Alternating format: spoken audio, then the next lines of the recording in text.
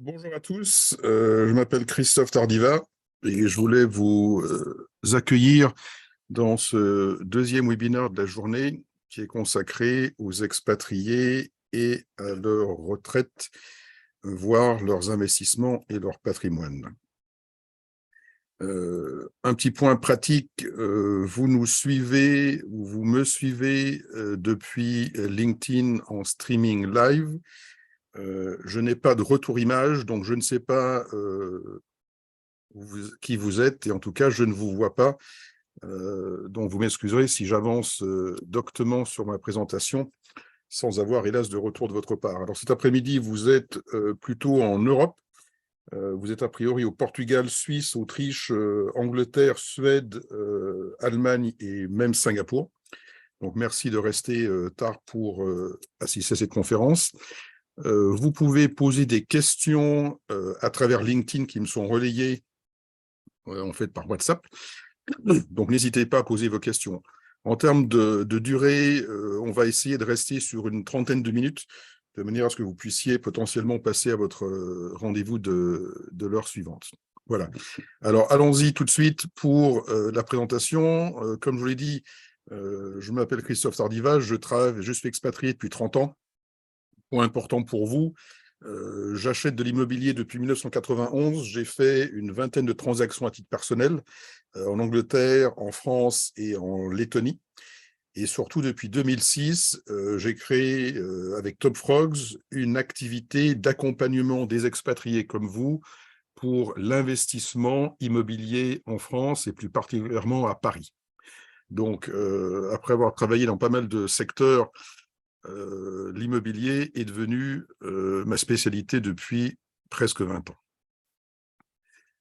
Un des points importants pour vous qui êtes expatrié, c'est la préparation de votre retraite, et un autre sujet financier important est le financement des études de vos enfants. Alors, si vous êtes expatrié, vous savez que votre retraite va être largement impactée par les changements de pays et de régime, et qu'au bout du compte, les choses ne vont pas être forcément très roses. Une des raisons pour laquelle les expatriés investissent, eh bien, c'est forcément ces deux sujets, et vous avez le choix entre l'immobilier et la finance. Donc, on va parler d'immobilier et de France. Je vais vous parler en détail de la société My Flat in Paris, qui est notre partenaire depuis 20 ans et qui vous propose un modèle d'investissement tout à fait intéressant et particulièrement bien adapté aux besoins des expatriés.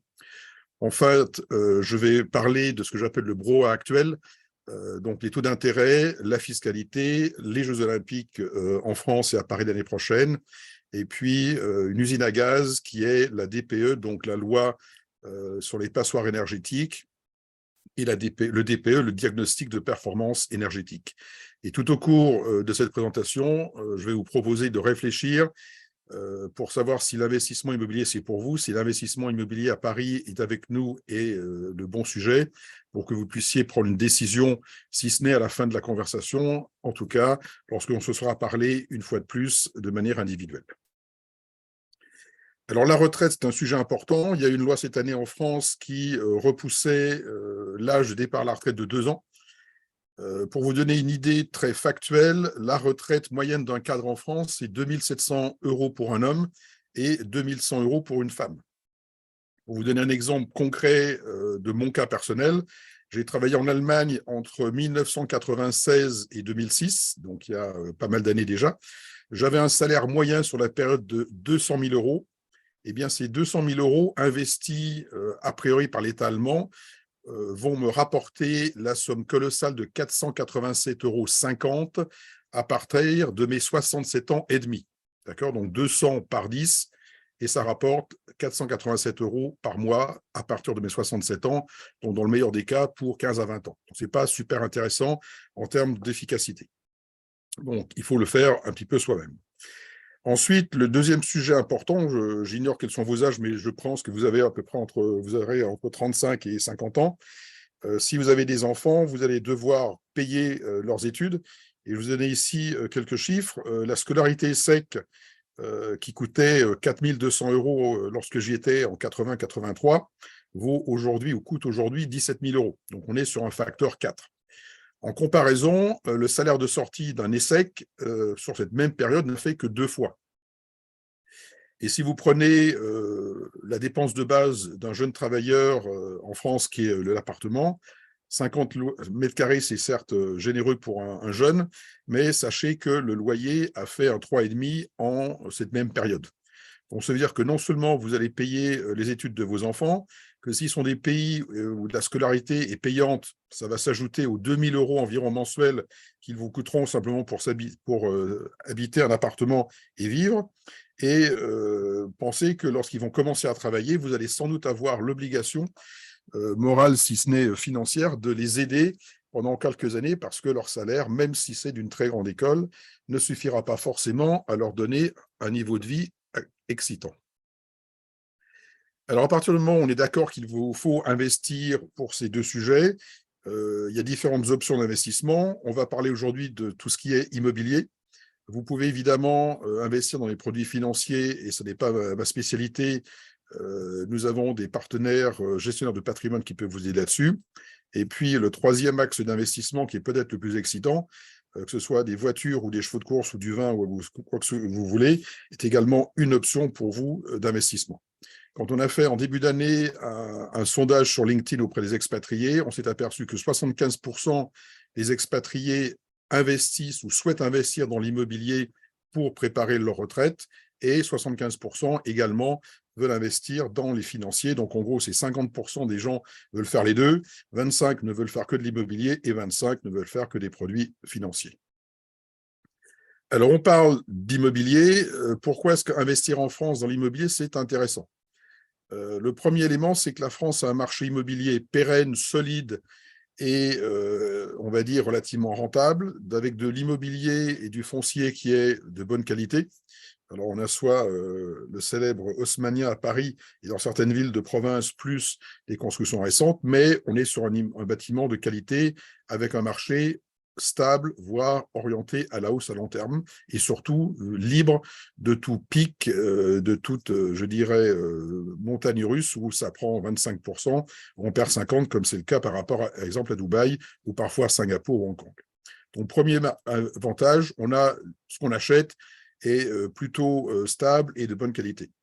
Ensuite, un élément relativement unique dans le monde, c'est que les banques françaises vous prêtent sur des périodes longues, allant jusqu'à 20, voire 25 ans, à des taux fixes.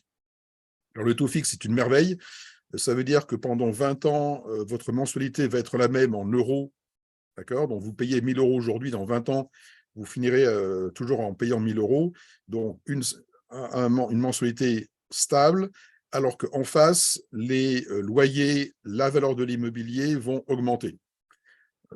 On a toujours eu une inflation en France, même si elle était parfois un petit peu faible, mais la tendance de l'immobilier a monté. C'est donc un élément très important pour vous.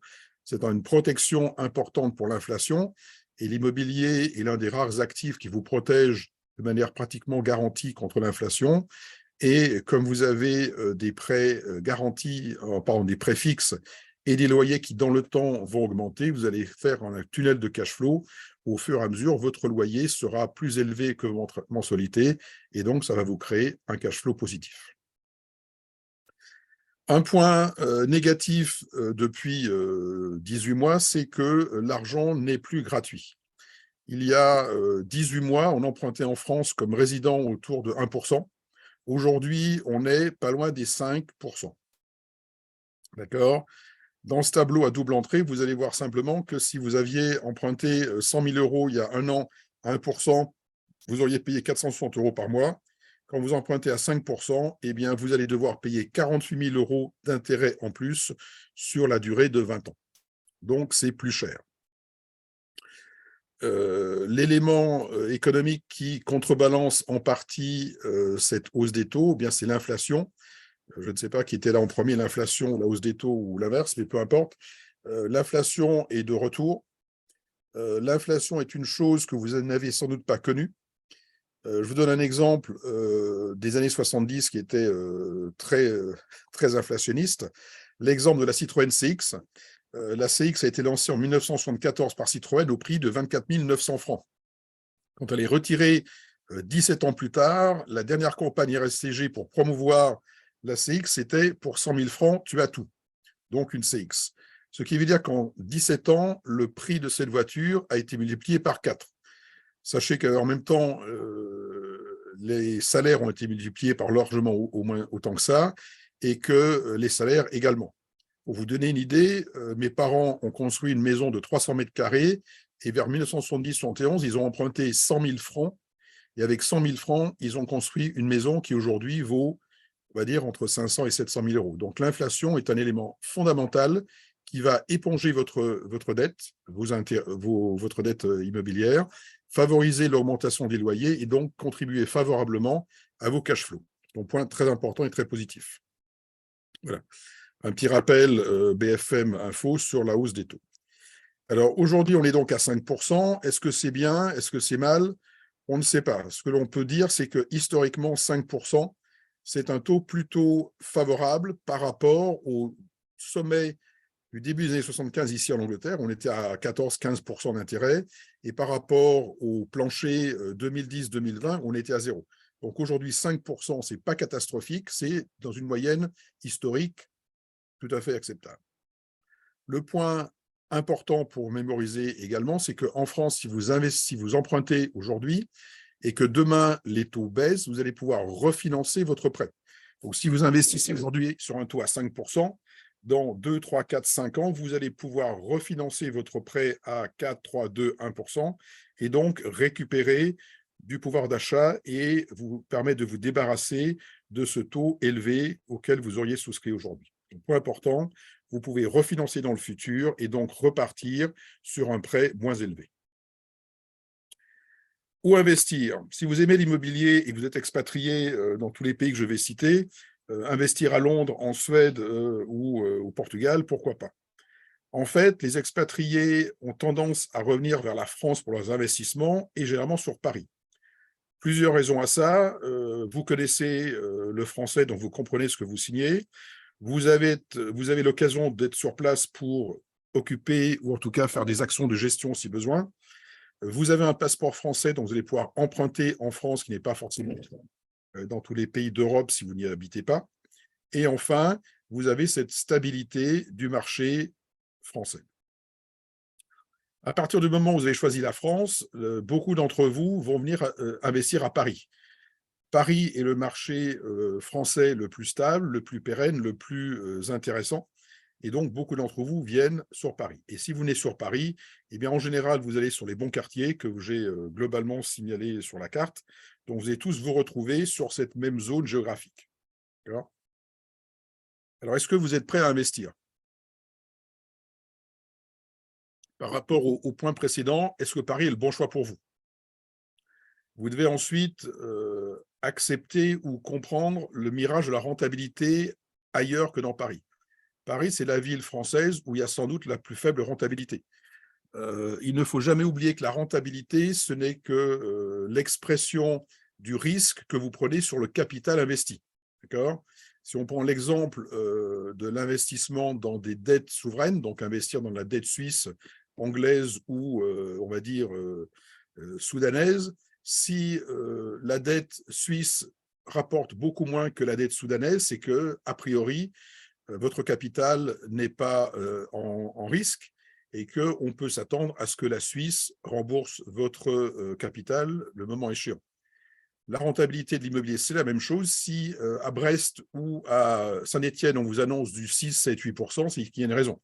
C'est que la capacité des personnes localement à louer est limitée, que la demande est limitée et que vous pouvez vous retrouver au bout d'un certain nombre d'années avec un actif qui vaut moins que lorsque vous l'avez acheté.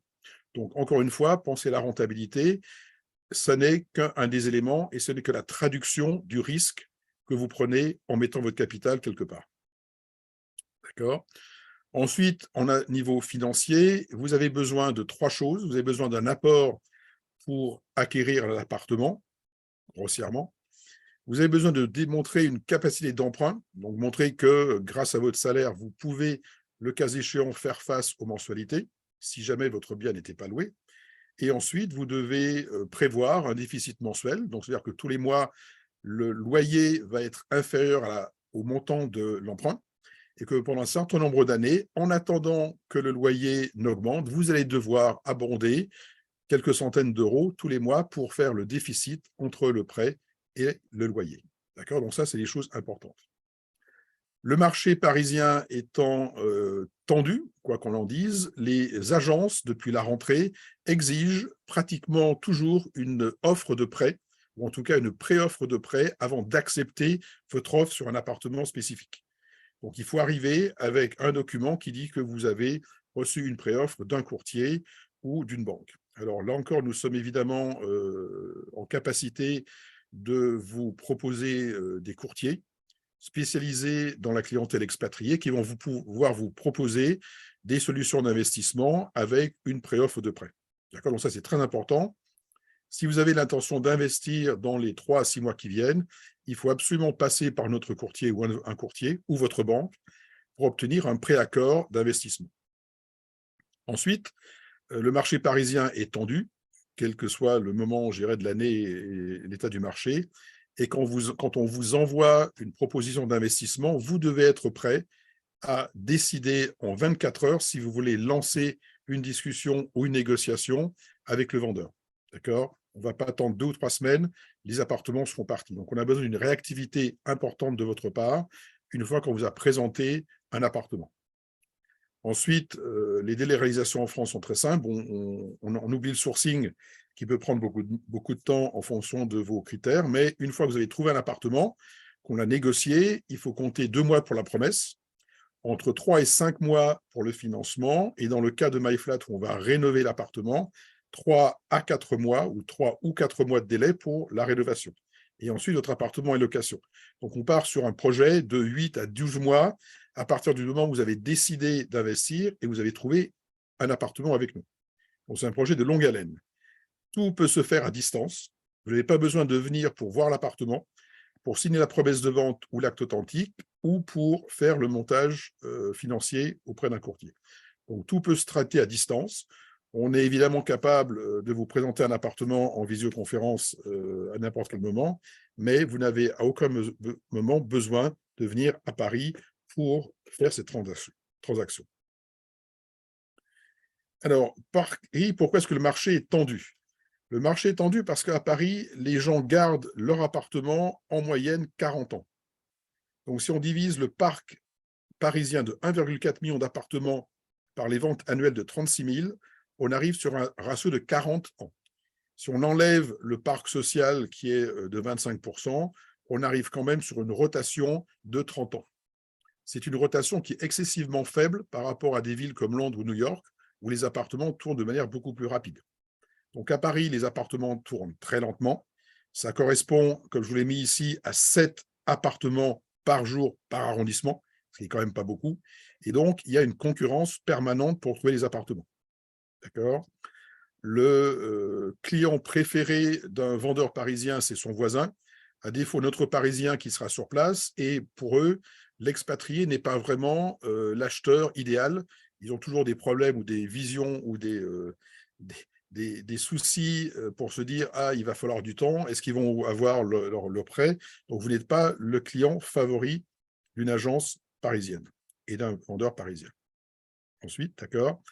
Ensuite, quoi qu'on en dise et quoi qu'on en espère, le marché parisien n'est pas en chute libre. D'accord. Il y a eu un rattrapage de l'ordre de 5% au cours de cette dernière année. Il y a une inflation de 10 à 15%. Donc, en euros courants, le marché immobilier parisien a baissé de 15, un bon 15%. D'accord. Ça n'ira pas plus loin. Les chiffres des transactions notaires, donc les vrais chiffres de transactions avec les vrais prix pour le deuxième trimestre sont sortis ce matin. On est sur une hausse du marché français et une très légère baisse inférieure à 3% du marché parisien. Donc la baisse est finie. Le marché est ralenti parce que les personnes qui aimeraient changer d'appartement, mais qui ont un prêt à 1 ou 2%, n'ont pas vraiment envie de changer d'appartement pour prendre un nouveau prêt à 5. Donc, ce phénomène de hausse des taux d'intérêt ralentit fortement le volume de transactions. Ça donne envie aux gens de ne pas bouger pour ne pas subir une augmentation importante de leur mensualité. Donc, le marché est difficile et nous sommes évidemment là pour vous aider dans la transaction. Alors, un des produits, un des éléments importants, et le premier élément à considérer quand vous voulez faire un investissement locatif, c'est de savoir qui sera votre locataire. Et ça, c'est valable à Paris comme partout dans le monde. Qui va payer votre loyer, qui va payer le loyer tous les mois? Il y a traditionnellement deux méthodes. Il y a ce qu'on appelle la location touristique, dite Airbnb, qui est globalement interdite à Paris. Donc ça, ce n'est pas un marché que vous pouvez toucher.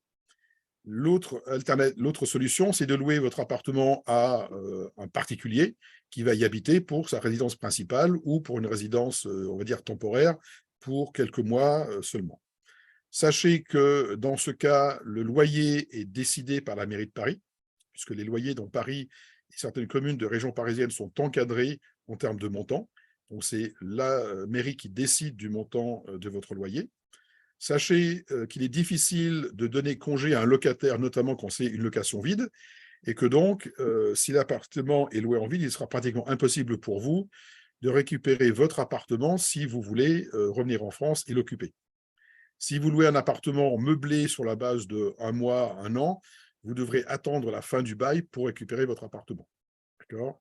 Donc, ce que nous faisons depuis 20 ans avec My Flat in Paris, c'est la location d'appartements avec service à des entreprises qui les utilisent pour héberger leurs collaborateurs pendant des missions à Paris. Donc, ça s'appelle du corporate rental. Vous avez ici les logos de certaines entreprises qui sont nos clientes depuis une période longue. Donc, My Flat in Paris, qu'est-ce que c'est?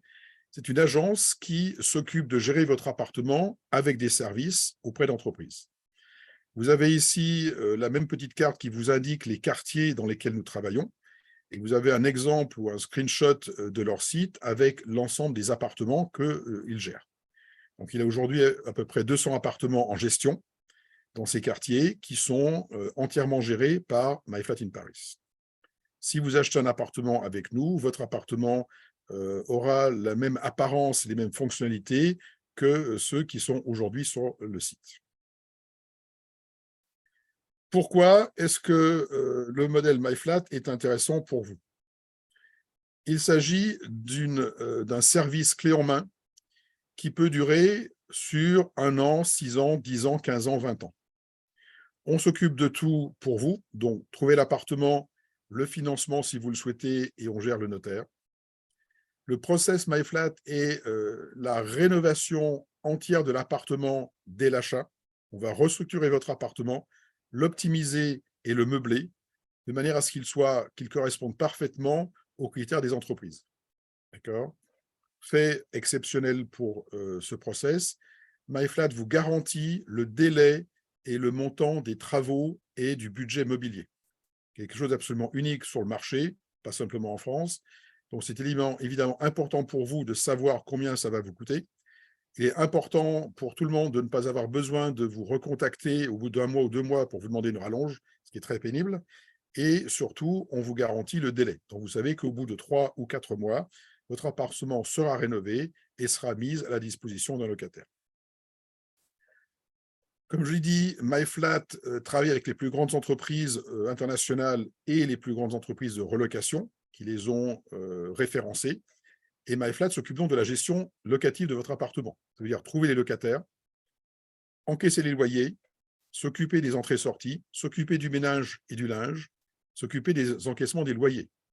Mais il s'occupe également de tout ce qui est maintenance, gestion de la maintenance de l'appartement sur des périodes longues.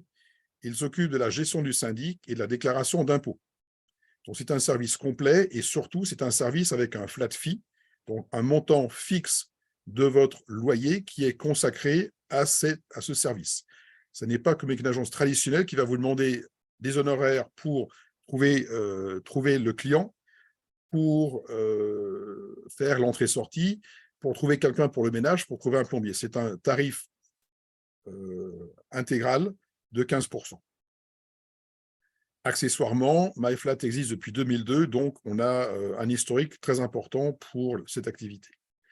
Enfin, point important, il est possible pour vous de récupérer votre bien pendant 1 an, 2 ans, 3 ans, si votre enfant ou si vos enfants viennent faire leurs études à Paris.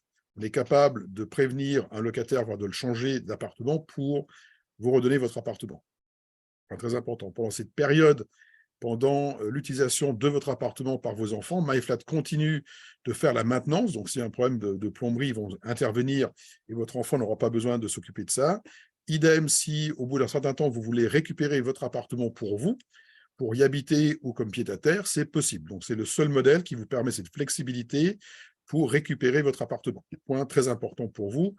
Je ne parle pas des cas de Covid, de tsunami et coup d'État, où nous avons des expatriés qui reviennent à Paris en catastrophe et que nous essayons de loger ou que nous logeons rapidement pour qu'ils se retrouvent dans un logement agréable. Alors, les photos traditionnelles avant et après, toujours importantes. MyFlat a des critères tout à fait spécifiques. J'ai un message d'un client, voilà. Donc, c'est bon. Question pour tout à l'heure. Donc, les appartements sont, comme je l'ai dit, entièrement restructurés, suivant des critères bien définis par MyFlat depuis 20 ans. Et voici à quoi ressemble un appartement post-rénovation.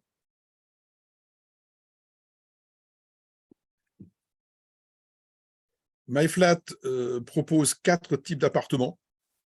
Ce qu'on appelle le junior, qui est un studio, en gros 20 mètres carrés. Le corporate, qui fait en gros 30.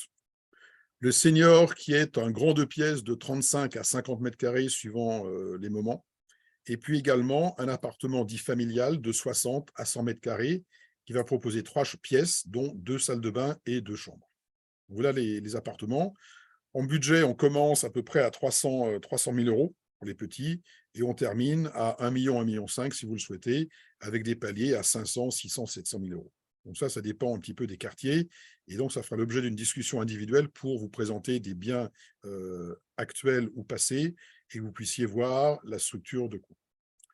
Le chiffre le plus important que vous devez retenir aujourd'hui, c'est que cette rentabilité de la location aux entreprises est 50% supérieure à la location traditionnelle à des particuliers. D'accord? Donc, c'est le point à mémoriser quoi qu'il arrive. La rentabilité, 50% de mieux, en brut ou en net. MyFlat arrive à louer les appartements 90% du temps. C'est une performance supérieure aux hôtels. Donc, grâce à cette capacité à louer au prix qu'on veut, cette capacité à remplir les appartements et à optimiser la gestion fait que nous arrivons sur une rentabilité très supérieure à la moyenne, et donc 50% supérieure. D'accord, je pense que c'est un chiffre important qui ne se refuse pas. Alors, le brouhaha, on a parlé des taux d'intérêt. L'an prochain, à Paris, il y a les Jeux Olympiques. Alors, rassurez-vous, ça ne va absolument avoir aucun impact sur le marché immobilier, ni en bien ni en mal. Ça va durer 2-3 semaines, donc ça ne va pas bouleverser quoi que ce soit. Donc, on oublie les JO. Ensuite, je vais traiter en quelques minutes la loi dite des passoires énergétiques, les passoires thermiques. Vous avez sans doute vu dans la presse ou à travers des amis que le gouvernement a mis en place une législation qui doit interdire l'allocation des logements les plus dispendieux en termes d'énergie à partir de certaines échéances 2025, 2028 et 2034. Donc, pour résumer, il y a un certain nombre de critères pour définir la performance énergétique d'un bien. On va de A à G, et le gouvernement considère qu'il va falloir interdire la location de certains appartements qui sont des passoires énergétiques. Alors, vous avez dans la presse un raccourci absolument débile entre le terme de passoire énergétique et de logement insalubre. D'accord ? Il faut savoir que dans Paris, les appartements les plus passoires sont les plus beaux appartements et généralement les derniers étages. Donc, dans Paris, les passoires énergétiques se vendent plus cher que les autres appartements parce que ce sont typiquement les plus beaux appartements, dernier étage, ou avec des verrières ou avec de grandes ouvertures. Donc, cette loi a été passée il y a à peu près 1 an. Alors, il faut savoir quand même qu'il y a 44% du parc locatif français qui sont des passoires, d'accord, donc du F et G, les plus mauvaises notes, que dans Paris, c'est à peu près 25% du parc, et qu'il est évidemment irréaliste d'espérer une mise aux normes de tous ces appartements d'ici à ces délais. D'accord ? C'est impossible pour des raisons techniques, physiques, financières, etc. Donc, le point important que je voulais faire aujourd'hui, c'est que la semaine passée, le décret d'application de cette loi a été publié, d'accord? Et on peut dire que DPE égale Rest in Peace, c'est que les décrets d'application annulent pratiquement toute la mise en place de cette loi. D'accord? Donc, si vous faites de grands yeux, je m'explique. À partir du moment où vous voulez faire des travaux dans une copropriété en France, vous avez besoin d'obtenir d'abord l'accord de la copropriété et parfois de la mairie au niveau de l'urbanisme. D'accord? Chose que vous n'avez aucune obligation, chance, droit d'obtenir. Donc, ce que le décret d'application dit, c'est que si vous avez une passoire énergétique illégale à la location et que néanmoins vous la louez et que le locataire vous attaque en justice pour ce problème, le juge n'aura pas le droit de vous imposer des travaux ou des amendes si le propriétaire montre que soit la copropriété, soit l'urbanisme a interdit la réalisation des travaux qui permettraient de devenir un appartement bien isolé. D'accord? Je ne sais pas si vous êtes encore avec moi, parce que ça fait pas mal de granularité, mais en gros, si vous louez une passoire énergétique et vous montrez au juge que la copropriété, par exemple, vous a refusé un accès au comble pour mettre une isolation, ou que la ville de Paris vous a interdit de créer une sortie sur une façade pour une pompe à chaleur, le juge ne pourra rien faire. D'accord? Donc, ça veut dire que globalement, la loi est morte et que donc, vous n'avez aucune raison de vous exciter sur le fait d'acheter une passoire énergétique ou d'espérer avoir un super prix parce que c'est une passoire. D'accord? Alors, je vous remercie pour votre patience. Si vous voulez retrouver cet article, il est sur BFM IMO en date du 23 août. Si vous voulez que je vous l'envoie, vous me faites signe sur le LinkedIn ou WhatsApp et je vous l'enverrai. Donc, globalement, toute cette usine à gaz autour des passoires énergétiques est morte et n'aura aucun impact dans les années suivantes. Alors, un sujet plus réjouissant pour vous, c'est la fiscalité des loyers en France. En France, il y a deux manières de louer un bien. La première manière, c'est la location vide, qui génère des revenus fonciers. Et dans ce cas-là, vos impôts, c'est en gros 30% du chiffre d'affaires. À l'opposé, vous pouvez louer en meublé. Et dans ce cas, le régime fiscal s'appelle les bénéfices industriels et commerciaux, que certains appellent la LMNP, donc la location meublée non professionnelle. Dans ce cas, votre fiscalité va être de 30% sur les sommes positives, mais dans les faits, c'est entre 0 et 10%. Je m'explique, dans une déclaration BIC, vous allez la première année déduire les frais de notaire. Ensuite, tous les ans, vous allez déduire la taxe foncière et l'assurance propriétaire. Vous allez déduire les intérêts d'emprunt. Vous allez amortir le montant des travaux et du mobilier sur 8 ans. Et vous allez amortir le prix de l'appartement sur 40 ans. Si vous le voulez, je peux partager des feuilles Excel qui vont vous montrer que pendant 5 à 15 ans, avec MyFlat, vous allez avoir un déficit fiscal. Et qui dit déficit fiscal dit globalement aucun impôt. À partir du moment où vous allez avoir pendant 20 ans des intérêts à déduire et pendant 40 ans un amortissement du bien, vous allez avoir un solde fiscal positif qui va vous impliquer une imposition de 0 à 10%. Donc très peu et beaucoup moins que les produits financiers qui sont globalement taxés à 30%. Alors, si vous voulez aller un petit peu plus en détail là-dessus, encore une fois, on se parle. Je vous expliquerai certaines subtilités du modèle pour que vous compreniez bien quelle est la situation. Pour les personnes qui habitent notamment en Angleterre et aux États-Unis, où vos conseillers fiscaux essaient de vous convaincre que vous devez déclarer non pas le solde fiscal de votre investissement en France, mais le chiffre d'affaires généré, vous pouvez tout simplement opter pour une SCI, donc une société civile immobilière, qui vous évitera de vous poser cette question, puisque la SCI ne vous distribuant aucun dividende, vous n'avez aucun revenu et donc absolument rien à déclarer dans votre déclaration fiscale du pays de résidence. Voilà. Donc, le résumé, la fiscalité meublée est très légère. On est entre 0 et 10% sur des périodes très longues. Ils peuvent aller sur, je dirais, ad vitam aeternam si vous savez bien gérer votre portefeuille immobilier. Voilà. Nous sommes presque à la fin. Nous y arrivons. Je reviens sur est-ce que vous êtes prêt à investir? La question que vous devez vous poser et trouver une réponse avant d'avancer. Le financement, la rentabilité, la prise de décision et la capacité à vous investir sur une période de quelques mois pour réaliser l'investissement. Encore une fois, signer une promesse, ça se fait à distance, ce n'est pas le bout du monde. Il vous suffit de dire qui vous êtes, donner votre passeport et c'est fini. La promesse et le financement, c'est pareil. Vous donnez des éléments tout à fait habituels comme la déclaration fiscale ou votre contrat de travail. Donc, on y arrive de manière tout à fait possible. D'accord ? Dernier point, les prochaines étapes. Je vous propose de me recontacter via LinkedIn ou WhatsApp si vous le souhaitez. On se fixe un rendez-vous, 30 à 45 minutes. On va revoir avec vous votre budget, l'arrondissement et le type d'appartement que vous souhaitez investir, que vous souhaitez acquérir. On fait un mandat de recherche, on valide un financement et puis ensuite, vous allez attendre un petit peu pour recevoir une offre d'investissement que je vous enverrai. Et à ce moment-là, on se parle très rapidement et 24 heures au maximum plus tard, on fait une offre. D'accord ? Ce n'est pas le moment de demander un financement lorsque vous avez un appartement sous les yeux, donc on fait ça à l'avance. Donc voilà l'ensemble de la présentation. Point important, l'immobilier en France, c'est génial, quoi qu'on en dise.